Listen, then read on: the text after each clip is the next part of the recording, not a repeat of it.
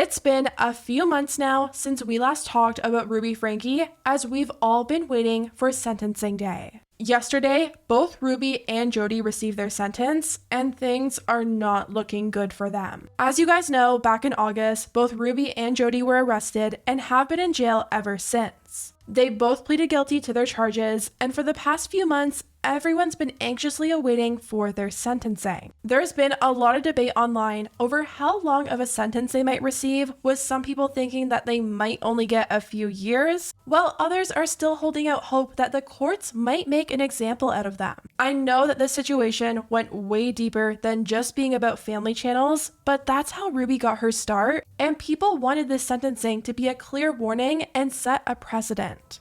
The sentencing happened yesterday, and we all got to hear some final words from Ruby and Jody before they found out their fate. Ruby ended up giving a whole speech, and some people are saying it sounded like she was giving a Grammys acceptance speech. She started off by saying that she was brainwashed into thinking the world was a bad place and everyone around her was out to get her and her family. For the past 4 years, I've chosen to follow counsel and guidance that has led me into a dark delusion. My distorted version of reality went largely unchecked, as I would isolate from anyone who challenged me.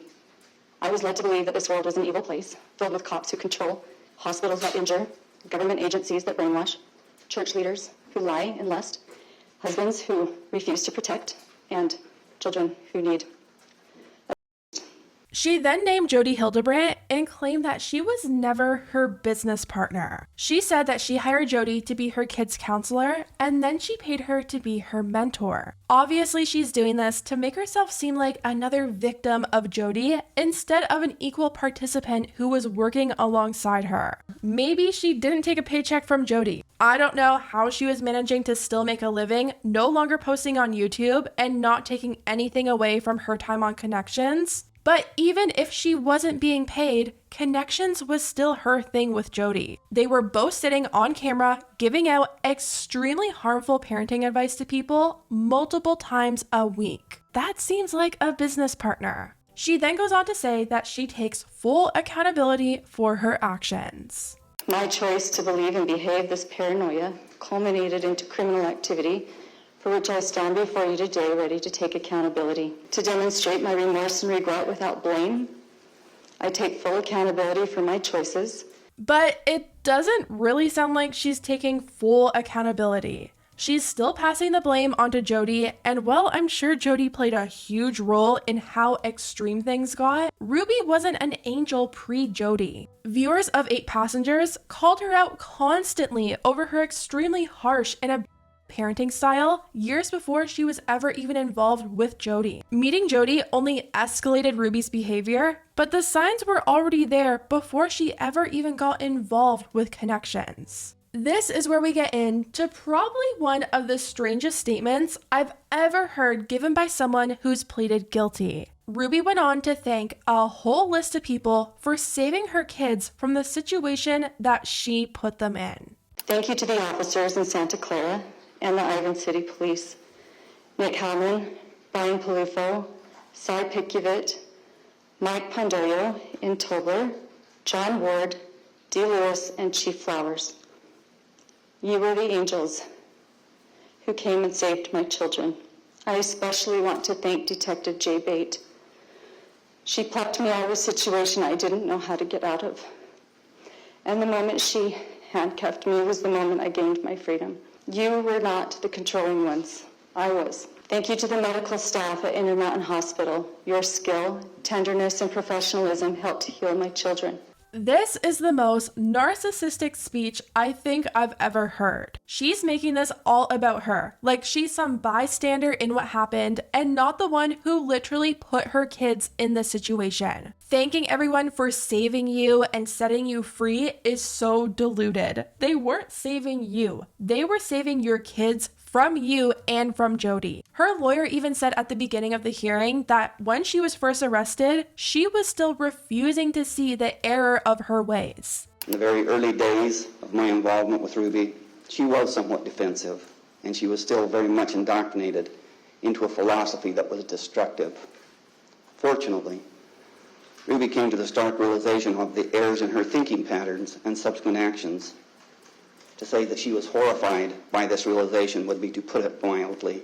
Are we supposed to believe that she just magically woke up one day and realized how wrong she's been all these years? She was called out on her for years. Whenever she got talked about online, she threatened legal action. When her family tried to talk some sense into her, she cut them off. She had so many chances to wake up and see what she was doing was wrong, and she still let this go on for years. That's where I question, did she actually realize how wrong her views were? Or does she only realize it for the sake of saving herself from a 30-year sentence? The next part where we actually get to hear her get emotional is when she addresses Kevin and her kids. She calls Kevin the love of her life and apologizes to him for leaving him to finish what they started with raising a family.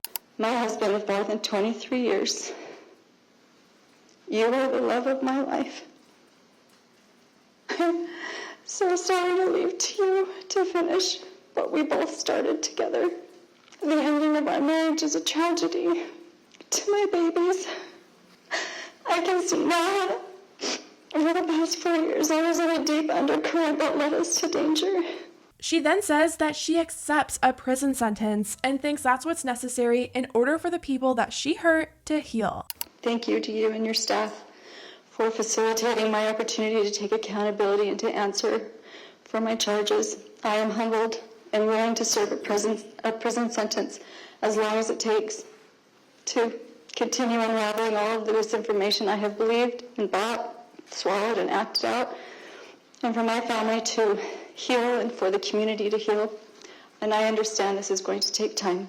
And Ruby didn't have to ask or accept a prison sentence because that's exactly what she's getting. She was handed a sentence of 1 to 15 years for each charge to be served consecutively. So she pleaded guilty to 4 charges, which means that she could serve a minimum of 4 years or a maximum up to 30. They say the Utah Board of Parole will determine a sentence, so we don't fully know exactly how long she'll be spending behind bars, but she will be spending some time. Jody also had her sentencing yesterday, and she gave a statement as well, which reads, "I sincerely love these children. I desire for them to heal physically and emotionally. One of the reasons I did not go to trial is that I did not want them to emotionally relive the experience which would have been detrimental to them. My hope and my prayer is that they will heal and move forward to have beautiful lives. I am willing to submit to what the state feels would be an appropriate amount of time served to make retribution as an outcome." Now, it sounds like Jody had the chance to submit a statement for the pre-sentence report, but she didn't end up submitting one, and that made the judge question the sincerity of her statement in court. KUTV covered this interaction and wrote, Hildebrandt's attorney immediately followed by explaining why Hildebrandt had chosen not to provide a statement for a pre-sentence report, which the judge uses to help determine the sentence. He said, "Your Honor, I knew that whatever she might say to the author of the pre-sentence report would probably be sound hollow and self-serving," Attorney Doug Terry said,